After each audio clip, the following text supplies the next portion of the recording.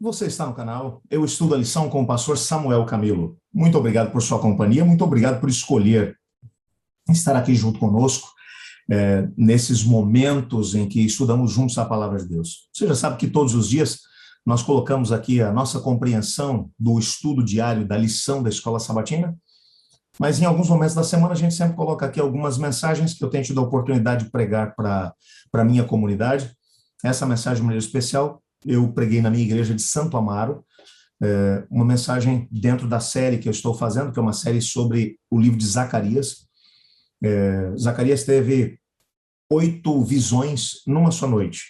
Nós tivemos a oportunidade, nosso último encontro, se você não teve a oportunidade de assistir esse vídeo, aqui na descrição você vai encontrar, aliás, aqui no nosso canal, você vai encontrar uma playlist cujo nome é Sermões. Ali você vai encontrar o primeiro sermão da série o primeiro e o segundo sermão da série sobre Zacarias. Tivemos a oportunidade de estudar a primeira e a segunda visões que ele teve. E agora vamos estudar a terceira. Nessa terceira visão, ele tem a oportunidade, Zacarias tem a oportunidade de ver um rapaz que está com um cordel de medir, e ele está medindo a cidade de Jerusalém para que os seus muros pudessem ser reconstruídos. E Deus vai mencionar que a cidade de Jerusalém seria uma cidade sem muros, por uma razão que é realmente tremenda. Essa visão, de maneira muito especial, ela tem uma reverberação lá no livro do Apocalipse, até porque nós sabemos que muitos dos símbolos que vão aparecer aqui no livro de Zacarias vão depois reaparecer lá no livro do Apocalipse. E um deles a gente vai ter a oportunidade de poder conhecer dentro do capítulo 2 de Zacarias. Para isso, é claro, eu te desafio a assistir o sermão que a gente colocou aí à disposição de vocês. Eu vou agora apenas fazer uma oração. Na sequência, nós já teremos a oportunidade aí de acompanhar juntos a esse tema. Eu espero que você seja muito abençoado. E se o for, não se esqueça de compartilhar esse vídeo, de deixar aí o seu like e, ao mesmo tempo, se inscrever no canal se você ainda não é inscrito. Nós queremos fazer com que essa mensagem chegue até muitas pessoas. Quem sabe muitos daqueles que estão longe do caminho do Senhor poderão tomar uma decisão assistindo a essa mensagem. Vamos orar, então? Obrigado, Pai, porque o Senhor tem unido nosso coração através desse canal para estudarmos a Tua palavra. Fale conosco através dela, pois é em nome de Jesus que oramos. Amém. Deus te abençoe e espero que goste da mensagem.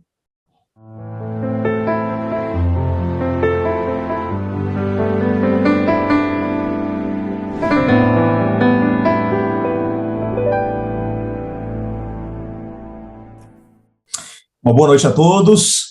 Sejam muito bem-vindos a esse espaço virtual, onde temos a oportunidade de entrar na presença de Deus e de ser edificados através da palavra do Senhor. Estou muito feliz de poder recebê-los e de ter a oportunidade de continuar aí com a nossa série a respeito do livro de Zacarias, que é o profeta da renovação. Antes de falar sobre Zacarias, deixa eu aproveitar para poder mandar um abraço todo especial aqui para algumas pessoas que estão conectadas com a gente. Quero mandar um abraço todo especial para a Alessandra. Eu recebi aqui a informação de que a Alessandra, ela é de lá deixa eu ver aqui, lá de Fortaleza, no Ceará. E ela está junto com a gente. Alessandra, se sinta abraçada e muito obrigado pela companhia aqui junto conosco, viu? Que Deus te abençoe grandemente. Quero também mandar um abraço todo especial para a Palmira. A Palmira, ela é de lá de Pelotas, no Rio Grande do Sul. A gente conversou um pouquinho ontem e a Palmira, ela tomou uma decisão muito bonita, a decisão de poder voltar para os caminhos do Senhor. Deus tirou umas férias, aí teve uns anos aí de férias dos caminhos do Senhor, mas tomou a decisão de poder voltar e hoje está assistindo o culto junto conosco. Palmira, que Deus te abençoe grandemente, estamos aqui orando por você, viu? Tenha coragem, força, continue servindo aí o Senhor, custe o que custar. Nós estamos juntos aí, viu? E um abraço todo especial a todos os meus irmãos da Igreja de Santo Amaro. Hoje a gente tem a Igreja do Jardim Prudência retomando seus cultos presenciais, por isso a gente não tem aqui tantas pessoas junto com a gente. Opa, a gente tem aqui mais uma pessoa, estou vendo aqui mais uma mensagem que foi enviada aqui agora para mim pelo João Carlos. O Ederson, da Paraíba, também está junto com a gente. Ederson, um grande abraço. Sinta-se bem com a gente, viu? A presença de vocês, a companhia de vocês nos enche de alegria. Bem, eu quero ler um texto com vocês, na continuação do estudo que nós temos feito do profeta Zacarias. Nós já tivemos a oportunidade no nosso primeiro encontro, fazer a introdução do livro, entender o contexto no qual as mensagens de Zacarias foram dadas, foram ministradas. Na semana passada, nós estudamos a primeira e a segunda visão que Zacarias teve, e hoje nós vamos analisar a terceira visão que ele teve, que está em Zacarias capítulo 2. Como você já sabe, nós estamos optando por utilizar a nova versão transformadora da Bíblia nas leituras que a gente tem feito aqui dentro do nosso estudo. Então, se você tiver a oportunidade de poder estar acompanhando a mesma versão, tudo bem, se não, uma palavra ou outra pode ser um pouquinho diferente, mas o sentido vai ser o mesmo. Eu passo a ler aqui então na minha Bíblia, Zacarias capítulo 2. O texto diz assim: Quando levantei os olhos outra vez, vi um homem segurando uma corda de medir. Aonde você vai? Perguntei. E ele respondeu: Vou medir Jerusalém, para saber sua largura e seu comprimento. Então o anjo que estava comigo foi se encontrar com outro anjo que vinha em sua direção. O outro anjo disse: Corra e diga àquele jovem: um dia Jerusalém ficará tão cheia de pessoas e animais que não haverá muros na cidade, pois não caberão todos dentro dela. Então eu mesmo serei um muro de fogo ao redor de Jerusalém, para protegê-la, diz o Senhor. E eu serei a glória no meio da cidade. Versículo 6 agora. O Senhor diz: Saiam, fujam da Babilônia, na terra do norte, pois eu os espalhei aos quatro ventos. Saia, povo de Sião, exilados na Babilônia. Depois de um período de glória, o Senhor dos exércitos me enviou contra as nações que saquearam vocês, e disse: Quem lhes fez mal? Quem lhes faz mal? Faz mal a menina dos meus olhos. Levantarei minha mão para esmagar essas nações, e os seus próprios escravos as saquearão. Então vocês saberão que eu, o Senhor dos exércitos, me enviou. Verso 10. O Senhor diz: Cante e alegre-se, ó bela Sião, pois venho habitar em seu meio. Naquele dia, muitas nações se juntarão ao Senhor, e elas também serão meu povo. Habitarei em seu meio, e vocês saberão que eu, o Senhor dos exércitos, sou com vocês. A terra de Judá será propriedade do Senhor na terra santa. E, mais uma vez, ele escolherá Jerusalém para ser a sua cidade. Cale-se diante do Senhor toda a humanidade, pois ele se levanta da sua habitação. Vamos fazer uma prece juntos? Senhor Deus, amado Pai, muito obrigado por tua palavra. Pedimos que o teu Espírito agora acalme o nosso coração, a nossa mente, que a graça de Cristo Jesus possa, nesse momento, cobrir a nossa multidão de pecados e nos ajudar, nesse momento, a entrar na presença do Pai, para podermos compreender qual é o propósito dele para nós.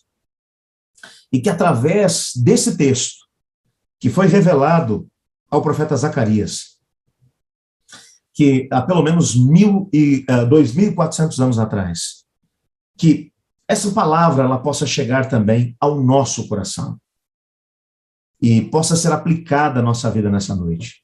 Pois é em nome de Jesus que oramos. Amém. Bem, para podermos compreender aqui um pouquinho desse contexto, eu só preciso lembrar você do que estava acontecendo dentro da nação de Judá, nesse período em que o jovem profeta Zacarias recebe as suas revelações. O povo de Judá, que havia passado 70 anos no cativeiro, havia recebido da parte do rei Ciro a autorização para retornar para a cidade de Jerusalém. Eles haviam retornado, apesar de terem ido muitas pessoas. Calcula-se que algo em torno de 2 milhões de judeus tenham sido levados para o cativeiro na Babilônia. Apenas 40 mil retornaram do cativeiro na Babilônia. Apenas 40 mil. Desses 40 mil, cerca de 4 mil sacerdotes haviam retornado junto com Zorobabel, que era descendente de Davi, e junto com o sumo sacerdote Josué. Então nós estamos falando aqui de um povo que retorna do cativeiro depois de 70 anos. Entretanto, muita coisa tinha acontecido. A cidade de Jerusalém, quando eles chegaram, houve inclusive uma comoção generalizada quando eles chegaram em Jerusalém.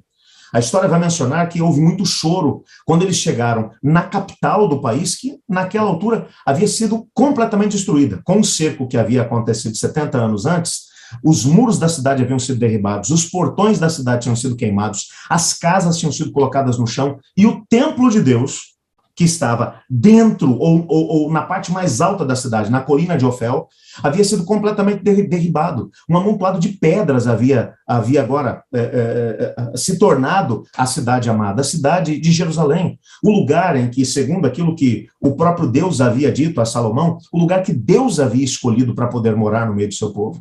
Então eu quero que você tente parar para poder pensar no coração desse povo. Logo no mesmo dia em que eles chegaram, eles conseguem limpar o pátio do templo, eles levantam um altar e sacrificam a Deus o Senhor. Agora, todos os esforços estavam sendo canalizados para que o templo fosse reconstruído. Mas eles tiveram a oportunidade de trabalhar pouquíssimo tempo quando, por causa de uma tramóia dos seus vizinhos, principalmente dos samaritanos, juntamente com os árabes, bem como alguns outros povos que estavam ali juntos, tentando impedir que o templo de Deus fosse reconstruído e que Judá se levantasse novamente como nação, é feito uma queixa junto do Império Medo-Persa, e só para você poder entender que quando a carta é enviada, Ciro o Grande ainda é o grande monarca da coligação dos Médios e dos Persas. Mas nesse meio tempo, enquanto a carta está viajando, porque demorava meses para poder chegar até lá, estamos falando de aproximadamente 1.500 quilômetros entre Judá e a capital do império, que era Suzã, na Pérsia, até que a carta chegou. O Ciro, que estava em campanha no Egito, acabou morrendo no meio dessa campanha, e quem vai receber a carta é o seu filho Cambises. Cambises tinha uma política completamente diferente do seu pai, e ele vai dar ordens para que a construção do templo parasse. E agora, a partir desse momento, as pessoas que estão ali vão dizer: nós não temos autorização nem para reconstruir o templo e nem a cidade. Vamos voltar cada um para as propriedades que estão também destruídas, nós vamos cuidar da nossa vida. E eles agora começam a criar fazendas, a criar pequenas vilas em todo o território de Judá, mas a capital está derrubada, está no chão. Jerusalém está no chão. Só para você poder se lembrar que essa cidade de Jerusalém era a mesma cidade que havia sido completamente ampliada nos dias de Salomão. A fortaleza de Salém, que foi conquistada por Davi, da mão dos jebuseus, era uma cidade muito pequena. Salomão fez uma grande obra na cidade. Haviam pelo menos dois montes, um ao lado do outro. Num deles estava construída a pequena fortaleza de Salém. Ele fez um processo de aterro e fez de 2 montes um monte só. Então ele ampliou tremendamente a cidade, construiu muralhas muito, muito densas. Havia alguns lugares da muralha de Jerusalém, por exemplo, que tinha algo em torno de 5 metros de espessura. Era realmente uma muralha imponente. Mas agora, o que era a cidade de Jerusalém? A grande cidade de Jerusalém? Um amontoado de pedras. O templo, um amontoado de pedras. E mato, animais selvagens viviam no meio daquele caos que havia se tornado essa capital. Vão se passar aí alguns anos nesse processo todo, até que Deus vai levantar o profeta Ageu e o profeta Zacarias, com uma mensagem: está na hora, esse é o tempo do cumprimento das profecias. A gente viu isso na semana passada nas 2 primeiras visões que o Zacarias vai ter. Entretanto, agora, na terceira visão, Zacarias vê aquilo que estava para poder acontecer. Deus tinha dito através de Zacarias, na primeira visão, que esse era o tempo para se reconstruir a cidade e, ao mesmo tempo, o templo. Era essa hora. O tempo previsto pelo próprio Deus através dos profetas era aquele, mas o povo tinha que acreditar na promessa de Deus. O povo tinha que tomar posse da promessa de Deus e avançar pela fé. Mas eles estavam tendo dificuldade exatamente de poder viver isso. Porque cá entre nós, é difícil você dar passos de fé, principalmente quando diante de você tem situações tão caóticas como estava a situação do povo naquele tempo. O povo estava empobrecido, eles não estavam nem sequer conseguindo pagar as suas contas, havia uma fome que tomava conta da terra, o que eles plantavam não produzia o suficiente nem para que eles pudessem se manter, quanto mais para poder pagar os impostos. Havia uma situação em que os rebanhos não estavam conseguindo se reproduzir. Através de Ageu, principalmente, Deus vai dizer: tudo isso está acontecendo porque vocês resolveram cuidar da vida de vocês e deixaram a razão pela qual vocês vieram para cá de lado. Vocês vieram para cá para reconstruir o templo do Senhor. Vocês vieram para cá para reconstruir Jerusalém. E vocês resolveram cuidar da vida de vocês e deixar os negócios de Deus de lado. E no meio desse processo todo, o que vai ter lugar? que vai acontecer? Bom, o que vai acontecer é muito simples. O Senhor Deus agora vai, através do profeta Zacarias, mencionar para o povo que essa é a época. E para poder mostrar isso, e o que o Senhor Deus pretendia fazer, o versículo 1 do capítulo 2 vai começar dizendo que ele levantou os olhos outra vez, o Zacarias, e ele viu um homem segurando uma corda de medir. Se você voltar um pouquinho, volta comigo lá no capítulo 1, por favor. Lá no capítulo 1, versículo 16. Dá uma olhada ali para você ver uma coisa. Olha o que o texto vai dizer. Portanto, assim diz o Senhor, voltei a mostrar compaixão por Jerusalém. Meu templo será reconstruído, diz o Senhor dos Exércitos, e serão tiradas medidas para a reconstrução de Jerusalém.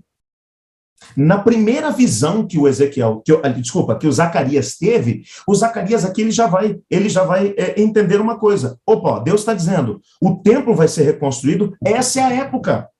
E mais, as medidas para se reconstruir Jerusalém também vão ser tiradas.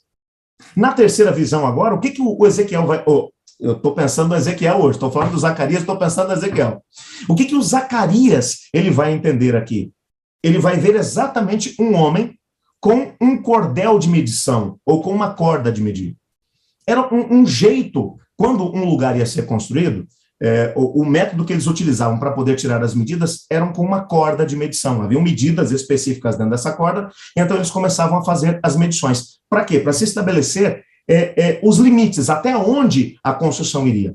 E nesse momento, as medições que estão sendo tiradas são medições para se descobrir aonde é que a muralha vai ser construída. Uma cidade começava a ser reconstruída a partir da muralha.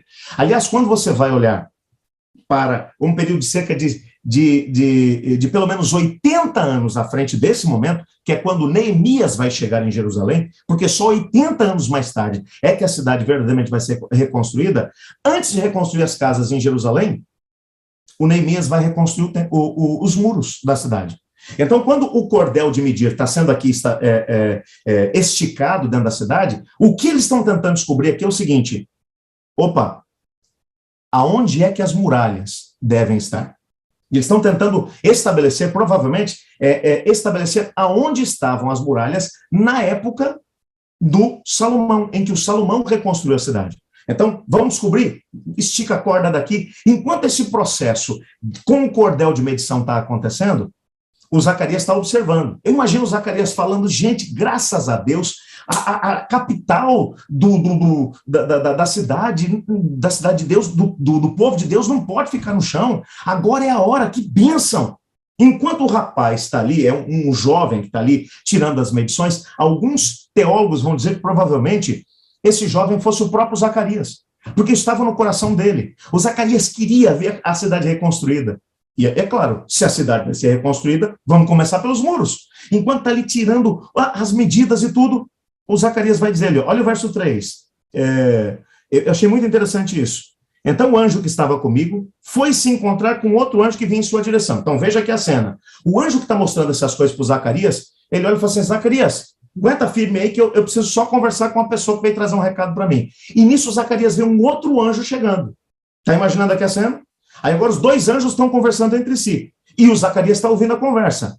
Ele vai dizer, o anjo disse, corra e diga àquele jovem, um dia Jerusalém ficará tão cheia de pessoas e animais que não haverá muros na cidade, pois não caberão todos dentro dela.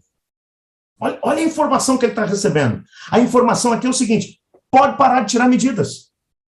Você está preocupado com o muro? O muro, na verdade, serviria para quê? Serviria principalmente para proteção.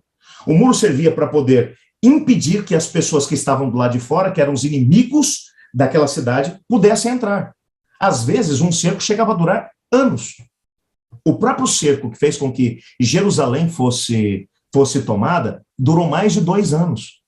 Mais de 2 anos, os indivíduos, os babilônios ficaram cercando a cidade. Então, não entrava comida, e nem entrava ninguém, e nem saía ninguém. Os muros serviam de quê? De proteção. A primeira função dos muros era para proteção. A segunda função era para delimitar o tamanho da cidade. Quando você constrói um muro em volta, é claro que se estava em volta, era em forma circular, abraçava a cidade toda. Os muros estão abraçando a cidade toda. É para definir, a cidade vem até aqui, do lado de fora dos muros, e já é considerado campo. Não faz mais parte da cidade. Então, quando os inimigos chegarem, eles podem tomar conta do campo, mas não da cidade, onde as pessoas podem se refugiar. Agora, Deus vai dizer, essa cidade vai ser diferente. Essa cidade não vai ter muros. Eu imagino o Zacarias dizendo, Senhor, como assim a cidade não vai ter muro? Se ela não vai ter muro, então ela não vai ter proteção? Quem vai estabelecer o limite dessa cidade? E o que Deus está dizendo aqui para o Zacarias é o seguinte, essa cidade vai ser diferente porque você e nem ninguém, nem você e nem ninguém, vão poder dizer até onde ela vai. Ela vai ultrapassar os limites daquilo que as pessoas acreditam que ela pode chegar. Você acha que, daqui a pouco, tirando as medidas para poder fazer com que a cidade tivesse o mesmo tamanho da cidade da época do Salomão, você acha que isso é suficiente? Pois não é. Jerusalém, ela vai se expandir. E vai ter tanta gente nessa cidade, tanta vida, pessoas e animais, que ela não vai ter muro. Mas atenção, que há um jogo de palavras aqui, na língua hebraica, que às vezes a gente não compreende. Na tradução que a gente teve aqui, a tradução vai dizer, nela não vai ter muros. Mas, na verdade, não é isso que o texto está falando. No original em hebraico, o que o texto está dizendo é o seguinte, não terá muros de pedra. É essa a ideia. O muro de pedra, ele representa o trabalho do ser humano. Representa a proteção que o ser humano pode dar para dentro de uma cidade. Mas Deus vai dizer aqui, ó, no versículo 5, eu mesmo serei um muro de fogo ao redor de Jerusalém para protegê-los, diz o Senhor. E eu serei a glória no meio da cidade. Opa, aqui a coisa muda de figura, porque agora Deus está falando, tenta entender essa mensagem com a cabeça do povo judeu. Quando um judeu ouve isso aqui, ouve falar de muro de fogo, ouve falar de muralhas feitas de fogo, ele vai lembrar na hora de um período histórico. Você vai se lembrar agora. Lembra-se quando Deus tirou o povo de Israel de lá do Egito? Lembra disso? Quando Deus foi lá no Egito e buscou o seu povo, tirou com mão poderosa. Eles seguiram um caminho. Quem foi que estabeleceu o caminho? Moisés tinha combinado com o seu cunhado, o Jobabe, que era irmão da sua esposa, da Zípora, para que ele, que era especialista em travessias de desertos e em caminhos entre o Egito e a Península do Sinai, e que conhecia os caminhos também para a terra de Canaã, que pudesse estar junto. Mas quando você vai para Números, no capítulo 12, você vai descobrir que quem estabeleceu o caminho que o povo ia tomar não foi o Jobabe, e nem Moisés. Quem estabeleceu o caminho foi a nuvem. O texto vai dizer que a nuvem se levantava e então o povo levantava acampamento. E a nuvem começava a se mover e o povo ia seguindo a nuvem. Então a nuvem ia fazendo sombra durante o dia e à noite a nuvem ela se posicionava no entorno do acampamento. Imagina que a cena, a nuvem se posicionava no entorno do acampamento, às vezes algumas imagens que são mostradas a respeito dessa coluna de fogo que é mencionado lá, é mencionado uma coluna de fogo, às vezes as pinturas mostram uma coluna de fogo no centro do acampamento. Mas aquilo que a gente sabe a respeito do assunto é que essa coluna de fogo, ela se colocava no entorno do acampamento, mantinha o acampamento todo protegido, portanto ninguém poderia atacar o acampamento, porque tinha uma nuvem, uma coluna de fogo no entorno deles, e ao mesmo tempo os mantinha aquecidos com as noites frias do deserto. Então você consegue imaginar aqui essa cena? O mais interessante é que esse muro de fogo que protegia o povo durante a noite, durante o dia, era uma coluna de nuvem, mas durante a noite era um muro, uma muralha de fogo. Está imaginando aqui a cena? Pois bem, quando o povo chega lá no... Lembra dessa cena aqui, ó? Eles chegaram lá no monte, no Mar Vermelho. Diante deles está o mar. Atrás deles estão os egípcios, que mudaram de ideia e decidiram que iriam atacá-los. O povo entra em pânico. Moisés ora a Deus. Deus dá instruções a Moisés. Enquanto Moisés vai cumprir essas instruções, o texto bíblico diz que o muro de fogo se posicionou na parte de trás do acampamento. Os egípcios estavam vindo atrás deles. Se posicionou na parte de trás. Do lado de Israel, Moisés explica isso, no livro de Êxodo. Do lado de dentro, do lado do acampamento de Israel, ela brilhava. era uma coluna de fogo, os mantinha aquecidos e iluminados. Do outro lado, do lado dos egípcios, ela era, na verdade, uma coluna de escuridão, de trevas tão densas que eles tiveram que parar. Eles não conseguiram avançar por causa das trevas, que eram muito, mas muito intensas.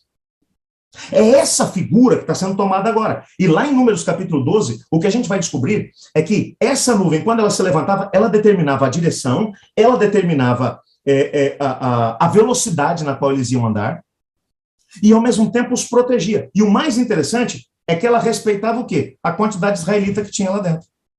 Enquanto eles estavam no deserto, e o texto bíblico vai deixar claro, que apesar de toda uma geração depois ter morrido durante o deserto, mas cada noite o muro estava lá em torno deles. E eles se multiplicaram muito. Conforme o povo se multiplicava, sabe o que ia acontecendo com a muralha?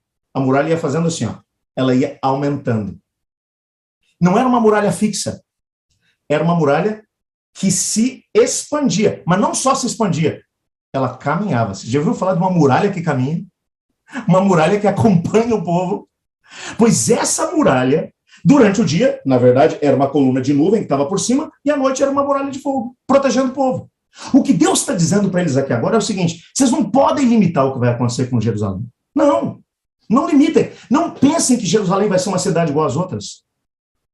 Vocês precisam entender que eu vou estar habitando no meio do meu povo. E, portanto, eu vou controlar o crescimento do meu povo, a expansão do meu povo e os limites que o meu povo vai alcançar. Um detalhe que é importante aqui, que a gente precisa entender: Deus sempre teve um povo. Quando você vai, principalmente lá para o livro de Atos dos Apóstolos e também os escritos do apóstolo Paulo, você vai descobrir que o Senhor Deus sempre teve uma igreja. Sempre teve uma igreja. E o povo de Israel no Antigo Testamento é visto como a igreja de Deus. É tanto que, lá no Novo Testamento, esse povo vai ser chamado de a igreja do deserto, enquanto eles estavam atravessando o deserto. No tempo do Novo Testamento, a igreja ela vai ser apresentada pelo apóstolo Paulo como sendo a continuidade de Israel, o verdadeiro Israel de Deus. Então, a igreja de Deus, ela não teve em nenhum momento uma pausa. A igreja é a mesma. No Antigo Testamento, ela era Israel. No Novo Testamento, é agora a igreja plantada sobre os apóstolos, mas é uma continuidade do Israel. Então, quando você vai entender isso aqui agora, você precisa compreender o que está acontecendo aqui. Deus está dizendo que vai vir tanta gente para Jerusalém, gente de todas as nações, você vai descobrir isso aqui logo na sequência. Que essa cidade ela vai ficar cheia e vai estar sempre em expansão. É claro que isso representa o plano de Deus para o seu povo, para a sua igreja. Tem gente, às vezes, que acha que a gente vai estabelecer para onde a igreja vai, o que ela vai fazer, como ela vai se comportar, o quanto ela deve crescer, e a gente estabelece metas, alvos, objetivos para a igreja, aonde ela deve chegar, como ela deve se comportar. O que Deus está dizendo é o seguinte: quem controla a minha igreja sou eu. Quem estabelece para onde ela vai sou eu. Quem é capaz de proteger a igreja sou eu. E o mais importante disso tudo é que Deus está no meio da sua igreja. Isso foi verdade em relação a Judá. O texto bíblico vai deixar claro que quando a igreja de Deus, de Judá, foi para a Babilônia como cativa, por mais que o povo não quisesse ir para o cativeiro, Deus foi junto com eles. Leia o livro de Ezequiel para você ver uma coisa. Ezequiel, no capítulo 2, vai mostrar um movimento que está acontecendo em Jerusalém. Os serafins estão chegando com um carro todo emblemático. Depois, no capítulo 8, você percebe nitidamente a glória de Deus se levantando do templo, entrando nesse carro e indo embora. Deus foi embora. Quando o Nabucodonosor chegou para destruir a cidade, Deus já não estava mais lá. Aonde Deus estava? Deus estava lá no cativeiro junto com o seu povo. Porque Deus está no meio do seu povo. Não importa onde eles estejam, Deus está com o seu povo. E o que ele está dizendo aqui agora é assim: eu vou estar no meio da cidade e eu vou controlar o crescimento do meu povo. Eu vou buscar meu povo aonde quer que eles estejam. Deixa eu dizer uma coisa para vocês. Às vezes a gente tenta limitar a ação de Deus, né? Ontem a gente estava fazendo uma programação ali no Jardim Prudência, e um grande amigo nosso que está ali, que é o José. José é um amigo da comunidade, está ali junto com a gente há alguns meses que ele vem frequentando. O José, ele falou assim: pastor, eu acabei de passar por uma grande perda A esposa dele havia falecido, ou faleceu há cerca de 3 meses de câncer. Ele ficou muito quebrado por conta disso, é claro, sofrendo bastante. E nessa hora de dor, ele não tem familiares por perto aqui, mora aqui em São Paulo já há muitos anos, mas sem ninguém para poder ajudá-lo nesse momento de dor. Ele teve um conhecimento de uma irmã da igreja, que é a irmã Thelma, que é a nossa secretária da igreja. A irmã Thelma fez uma amizade boa com ele e convidou-o para poder vir para a comunidade. A comunidade da igreja abraçou esse homem nessa hora de dor. Ontem, que foi um dia, nós tivemos uma programação do Ministério da Mulher na parte da tarde, e foi trabalhada a questão do Outubro Rosa, a questão da prevenção ao câncer de mama. Foi horrível para ele estar junto com a gente nesse momento, porque a esposa dele morreu de câncer há 3 meses atrás. E ele vivendo um drama, mas eu achei muito interessante a reação da igreja. A igreja foi, a igreja o abraçou, a igreja esteve junto, e quando tudo terminou, ele falou assim: pastor, eu quero que você entenda que essa igreja foi muito mais do que só uma igreja para mim. Hoje eu percebo que Deus me trouxe para cá para eu poder ser abraçado por essa igreja. E hoje eu me sinto parte dessa comunidade. Sabe, a igreja de Deus, ela não encontra barreiras. O que é mais interessante é que o José, durante a maior parte da vida dele, ele pertenceu a uma denominação religiosa, ele estava frequentando por lá, firme nessa comunidade religiosa. Ele nunca foi um indivíduo que tivesse nome de cristão e que não fosse. E ele mesmo disse: pastor, eu nunca imaginei que eu viria numa igreja de crente, muito menos numa igreja de Adventista do Sétimo Dia. Mas como a igreja de Deus não encontra limites, porque os muros dela não são fixos, o Senhor Deus, ele vai expandindo os seus muros e começa a colocar para dentro dos muros pessoas que a gente nem é capaz de imaginar. Ele vai buscar a gente assim, desse jeito.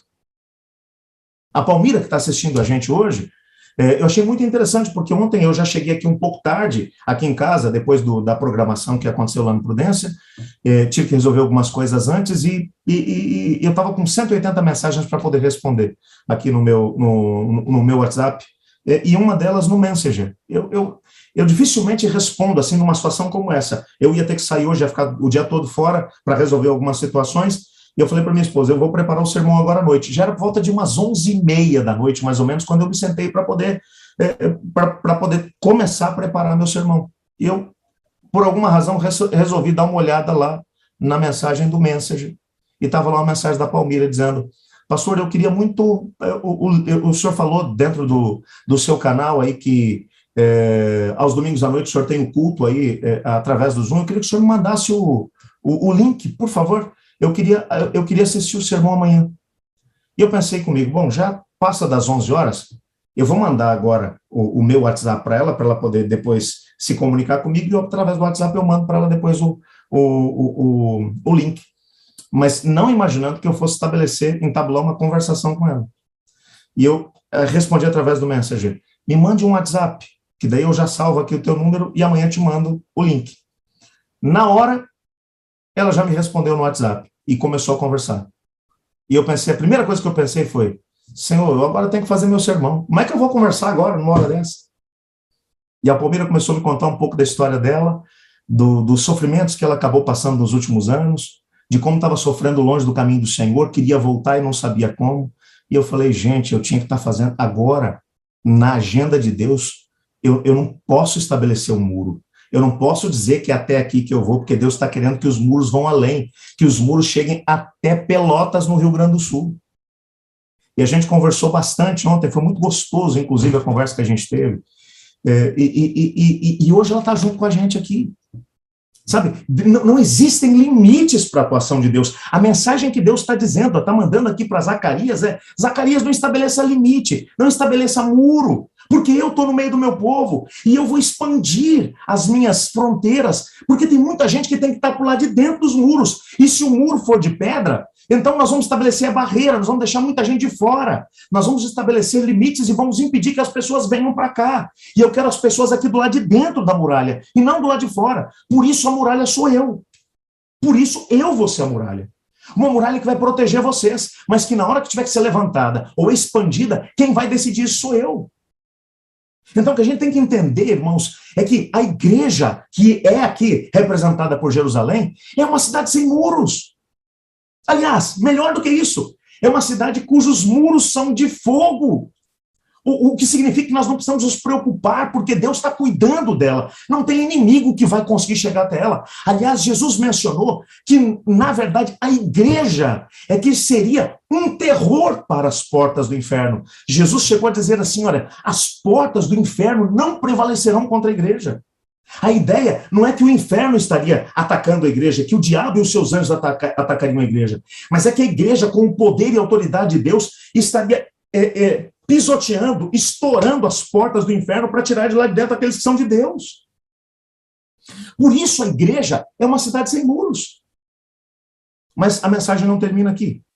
Na segunda metade, ou na segunda parte da mensagem, começando no versículo 6, Deus começa agora a fazer, ele diz aqui uma frase bem intrigante, ele diz, saiam, fujam da Babilônia, na terra do norte, pois eu os espalhei aos quatro ventos.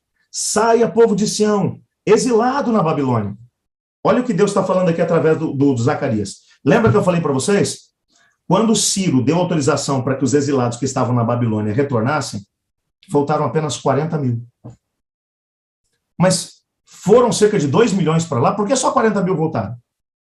Engraçado, o mais interessante é que se você vai ler, por exemplo, o livro de Jeremias, Ezequiel também vai falar sobre isso, o livro de Primeira Reis, de Segunda Reis, aliás, de Segunda Reis e de Segunda Crônicas também vai falar sobre a mesma situação. O povo, quando foi obrigado a ir para o cativeiro, eles não queriam ir.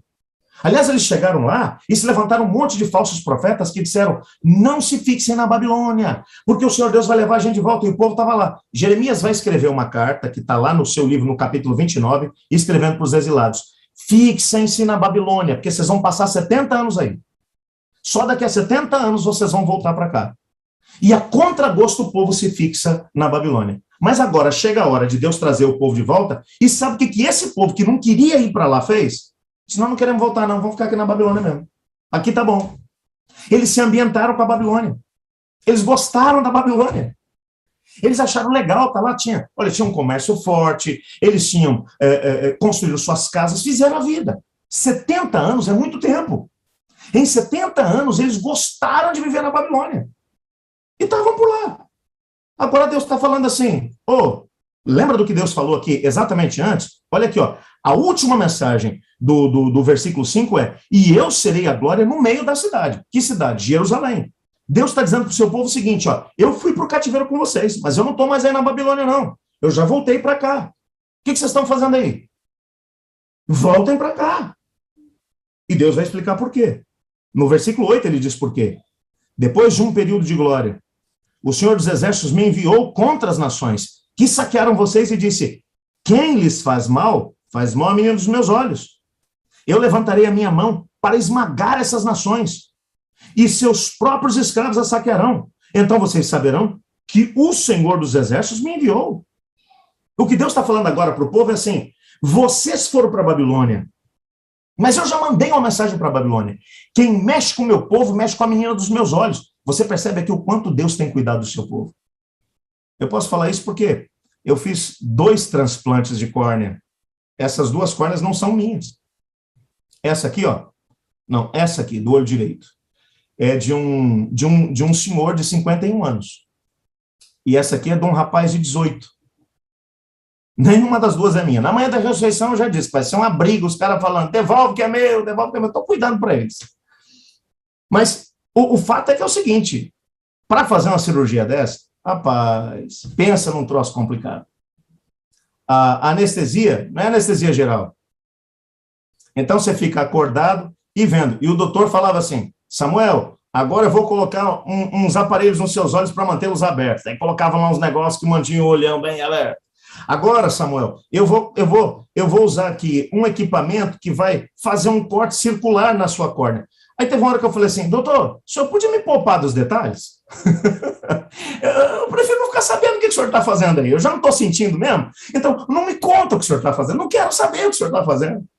Ele, não, é só para você saber o que eu estou fazendo, mas eu não quero saber. Depois o senhor me conta, depois que fizer, tá legal? A gente tem um cuidado tremendo com os olhos, não é?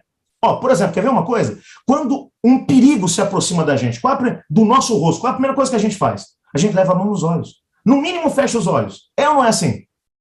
Porque a gente tem que cuidar. Porque Deus está falando assim, meu povo é a menina dos meus olhos. Quem mexe neles, mexe na menina dos meus olhos. Aí você tem uma noção do cuidado que Deus tem com a gente, com a igreja dele, com o povo dele. Gente, a igreja de Deus está longe de ser perfeita, e não é. Ela é frágil, ela é defeituosa, tem um monte de problema dentro dela. Tem.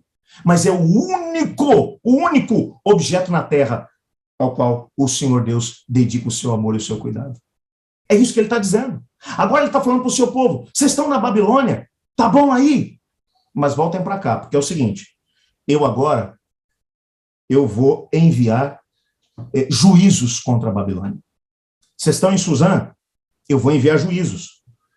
O que Deus estava já avisando aqui é o seguinte, Daniel já tinha explicado isso aqui algum tempo antes. A Grécia viria logo depois da Medo-Pérsia. Não adiantava eles quererem ficar lá com as riquezas e com as benesses dessa região, porque tudo isso ia ser destruído. Então Deus está dizendo para o seu povo que está longe, voltem para mim, saiam da Babilônia. Engraçado é que você tem que entender que uma coisa, lembra que eu falei para vocês, logo no nosso primeiro estudo, que muitas das figuras que vão aparecer aqui no livro de Zacarias vão depois reaparecer lá no livro do Apocalipse. Lembra do que é que acontece lá no livro do Apocalipse? O livro do Apocalipse vai mencionar que exatamente antes do retorno de Jesus Cristo, dentro do contexto das 3 mensagens angélicas, uma delas vai dizer assim, sai dela, povo meu. Lembra? Lembra? A imagem está sendo tirada aqui de Zacarias. É Deus dizendo para o seu povo, olha, saiam da Babilônia. E João vai explicar no Apocalipse que Babilônia é um termo utilizado para poder mencionar a grande confusão que o mundo religioso dos nossos dias estaria sendo. E Deus estaria chamando os seus filhos, aqueles que estariam longe, aqueles que estavam no mundo, perdidos, longe de Deus, no meio de uma grande confusão, sofrendo. Aqueles que estariam perdidos no meio de uma grande quantidade de crenças escabrosas e não bíblicas. Deus estaria dizendo, sai dela, povo meu. É o chamado que está sendo feito para os exilados. É o chamado que está sendo feito hoje para muitas pessoas. Talvez nesse exato momento haja alguém que está ouvindo essa mensagem. E Deus, o Espírito Santo, está te chamando nesse momento. Está dizendo para você, sai da Babilônia. Deixa de sofrer longe de Deus. Você precisa estar na segurança dos muros da cidade de Deus. E a cidade de Deus é uma cidade cujos muros são muros de fogo. Porque Deus está protegendo a sua cidade, a sua igreja. Deus está no meio da igreja. Então talvez Deus esteja chamando a você que está afastado do caminho do Senhor, a você que está longe do caminho do Senhor, a você que está sofrendo longe de Deus, porque longe de Deus a gente sempre vai sofrer. Ele está dizendo, vem, deixa de estar longe. E o verso 10, ele vai dizer, o Senhor diz, cante e alegre-se, ó bela Sião, pois eu venho habitar no seu meio. De novo, ele manda um recado para quem está fora, ele manda um recado para quem está na Babilônia. Olha, se vocês ficarem aí, vocês vão sofrer. Eu estou a ponto de enviar juízo sobre a Babilônia. Gente, leia o que a Bíblia fala sobre o que está para poder acontecer com esse nosso planeta. A ira de Deus sem mistura está para ser derramada sobre o nosso planeta. Eu disse a ira de Deus sem mistura. Você lê o livro do Apocalipse, as 7 últimas pragas irão cair antes que o mundo termine. É a ira de Deus sem mistura sendo lançada sobre um mundo que rejeitou o chamado do Senhor Deus. Mas antes que isso aconteça, Deus está chamando o seu povo, sai dela, povo meu. Saiam da Babilônia, venham para mim, venham para a cidade cujos muros são muros de fogo, venham para a cidade onde eu estou no meio dela. Deus está dizendo, vem para cá que você vai se alegrar, vem para cá que eu vou te dar alegria, vem para cá que eu vou cuidar de você, vem para cá que eu vou sarar suas feridas, vem para cá, é aqui, é junto com Deus, é junto com o seu povo. Não é um povo perfeito, não é um povo que é o melhor do mundo, não, são pecadores também, mas são pecadores que estão sendo trabalhados pela graça de Deus, e ele está chamando por quê? Porque ele diz, porque eu estou no meio do meu povo, então vem para cá. O que é mais interessante é que a última mensagem que vai ser mencionada no versículo 13. Esse texto é usado de forma completamente equivocada por algumas pessoas que querem pedir silêncio na igreja na hora do culto. Diz, o Senhor está no seu santo templo, cale-se diante dele toda a terra. Não é o que o pessoal fala? Aí depois o líder do culto ainda fala, irmãos, vocês ouviram? Todo mundo tem que ficar quietinho diante de Deus. Isso é para fazer silêncio na igreja, reverência na igreja. O contexto do texto não tem nada a ver com isso. O que o texto está dizendo aqui é o seguinte: o Senhor está diante da humanidade, o Senhor está dentro do seu tempo, está diante, a ideia de que Deus está se levantando para trazer juízo sobre a terra. Então, calem-se todos. Por quê? Porque Deus vai pronunciar o seu juízo. E quando Deus fala, todo mundo se cala. Portanto, aqui há uma noção de urgência. A mensagem do capítulo 2 não é uma mensagem que você pode postergar. Essa ideia de que você tem que entender que Deus está no meio do seu povo, por mais que o seu povo seja complicado. E esse povo, esses exilados, representam perfeitamente a igreja de Deus.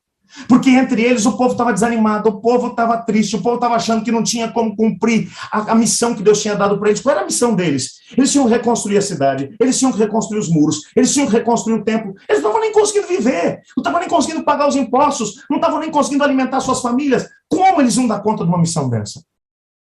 E Deus vai dizer: eu estou no meio de vocês. E a cidade vai ser reconstruída, sabe por quê? Porque eu estou estabelecendo um muro em volta de vocês, eu estou com vocês.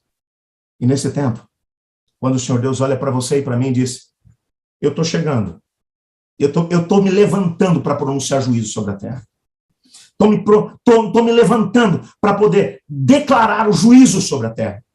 Nessa hora, só tem um lugar seguro. Do lado de dentro dos muros. Do lado de dentro dos muros, os muros de fogo, junto com Deus, o Senhor. Por quê? Volta comigo para a ideia dos muros que eu mencionei para você, do muro de fogo, lá junto ao Mar Vermelho. Lembra? O muro de fogo separava o povo de Deus dos egípcios. Deus abre o Mar Vermelho para o seu povo passar em seco. Lembra do episódio? O povo todo vem passando. O muro de fogo está lá atrás. Para o povo de Deus, é luz. Para os egípcios, são trevas. Como é que a história termina? O povo de Deus chega do outro lado são e salvo. E os egípcios são tragados pelo Mar Vermelho. O interessante é que é o mesmo Deus que está ali. Para um grupo, ele é um muro de fogo. Para outro grupo, é um muro de trevas. O que é que muda entre aqueles que estão do lado de dentro dos muros e os que estão do lado de fora? Se é o mesmo Deus que está no meio. O que muda são as decisões que eles tomaram. Quem está dentro não é melhor que quem está fora. A única diferença entre quem está dentro e quem está fora é que quem está dentro entendeu que o único jeito de se salvar é submetendo a sua vontade ao Deus que está no meio do seu povo. Quem está fora acha que pode lutar contra todos e contra qualquer situação e ainda vencer, até contra Deus. E isso termina em destruição. A história não é diferente hoje, meus irmãos. Hoje em dia tem muita gente que ainda acha que consegue resolver seus problemas sem Deus. Ainda tem uma grande quantidade de pessoas que acham que pode conseguir sobreviver nesse tempo de crise, nesse tempo de dor, sem a presença de Deus. E Deus está chamando os seus filhos, Deus está chamando o seu povo, Deus está chamando o povo de Judá, que está exilado, que está longe. É o povo do Senhor Deus, que às vezes tem vivido sem compromisso com o Senhor. Ele está dizendo: venham para mim, estejam junto comigo, eu estou no meio do meu povo, tenham um compromisso, entendam, eu estou me levantando para pronunciar juízo. Está na hora, essa é uma hora complexa, é um momento em que eu estou para poder pronunciar juízo sobre a terra. Então preparem-se para isso, preparem-se. É uma hora solene. Alguns têm ouvido, mas tem alguns que ainda estão lá na Babilônia. E o Senhor Deus está dizendo: vem antes que seja tarde demais, antes que os juízos caiam sobre a Babilônia, vem para cá. O único jeito de poder estar protegido é estando lá dentro dos muros. E eu sou o muro. Portanto, Deus está dizendo para o seu povo: venham para mim. Eu não sei quem está aí do outro lado. Eu agora, nesse momento, estou falando para uma câmera. Eu estou vendo algumas pessoas que estão aqui no Zoom. Estou vendo aqui algumas pessoas que estão conectadas com a gente. Estou vendo aqui, através do YouTube, que tem um grupo significativo que está assistindo a gente através do YouTube. Mas eu não sei quem está do outro lado da câmera. A maior parte, não. Não sei quem é você, mas talvez nesse momento o recado do Senhor seja para você que está aí. Não importa onde você mora, não importa quem você seja, não importa como você viveu até agora. Mas Deus está olhando para você e está dizendo, vem para dentro dos muros. Eu estou construindo a minha cidade, estou construindo a minha igreja, estou construindo o meu povo. Eu estou aqui.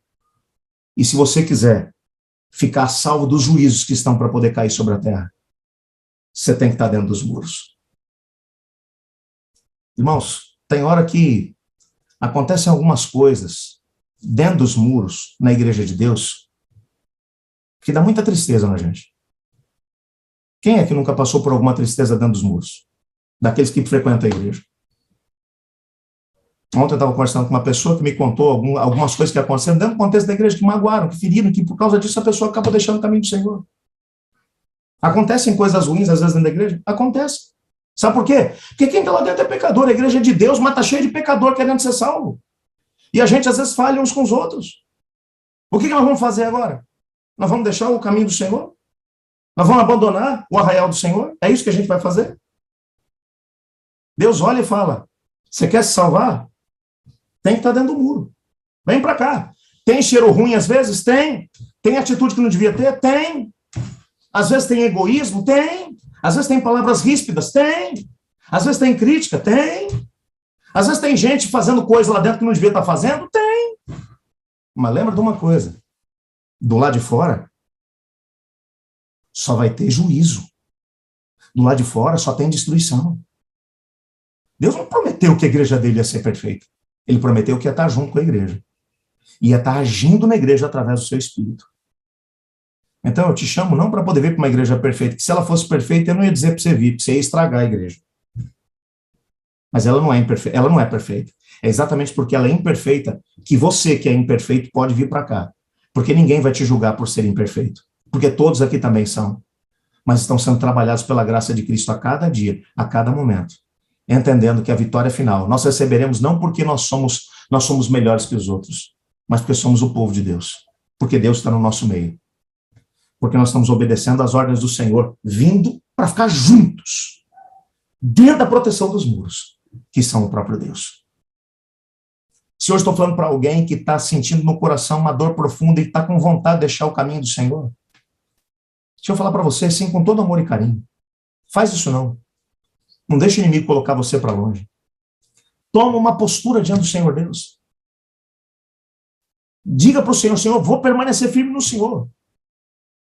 Tome uma decisão de ficar do lado de dentro dos muros, não muros de pedra, mas os muros de fogo, que são o próprio Deus. Eu quero orar pedindo a Deus para que me ajude a permanecer nesse caminho, custe o que custar.